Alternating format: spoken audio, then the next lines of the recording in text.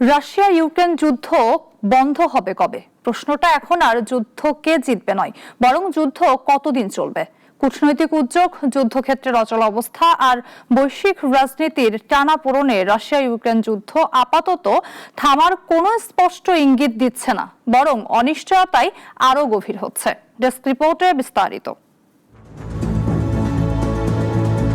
2026 সালের 10 জুন এই তারিখটি শুধু ক্যালেন্ডারের একটি দিন নয়, এদিন রাশিয়া ইউক্রেন যুদ্ধের মেয়াদ প্রথম বিশ্বযুদ্ধকেও ছাড়িয়ে যাবে।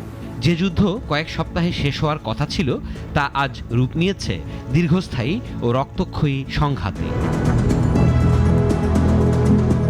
আজকের বাস্তবতায় ইউক্রেন আত্মসমর্পণে রাজি নয়, আর রাশিয়াও জানে না কিভাবে জিততে হবে।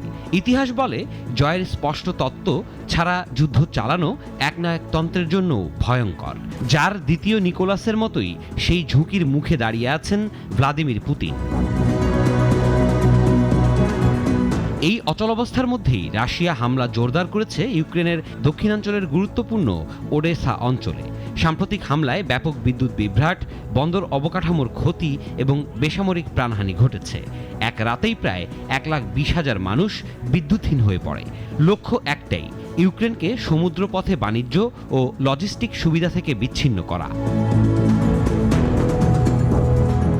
ওডেসা শুধু একটি বন্দর নয়, এটি ইউক্রেনের অর্থনীতির প্রাণকেন্দ্র। জাপোরিজ্জিয়া, খেরসন ও মাইকোলাইভের বন্দর রুশ দখলে থাকায় ওডেসার কৌশলগত গুরুত্ব আরও বেড়েছে। তাই এখানেই যুদ্ধের নতুন কেন্দ্রবিন্দু গড়ে উঠছে।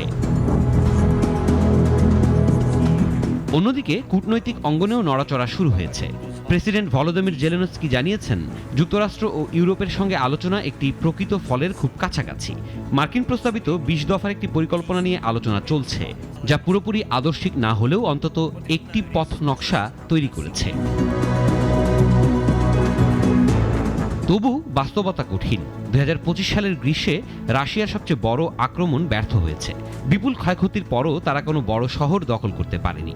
ধারণা করা হচ্ছে, প্রতি একজন ইউক্রেনীয় সেনার বিপরীতে 5 জন রুশ সেনা নিহত হচ্ছেন। তবুও যুদ্ধ থামছে না। এই অচলাবস্থায় রাশিয়া শহর ও অবকাঠামোয় হামলা বাড়াচ্ছে, আর ইউক্রেন পাল্টা আঘাত হানছে রাশিয়ার ভেতরে। ইতিহাস বলছে, বেসামরিক লক্ষ্যবস্তুতে হামলা কোনো জাতিকে ভাঙে না, বরং প্রতিরোধ আরও শক্ত করে। প্রশ্ন একটাই, এর মূল্য কতটা বড় হবে?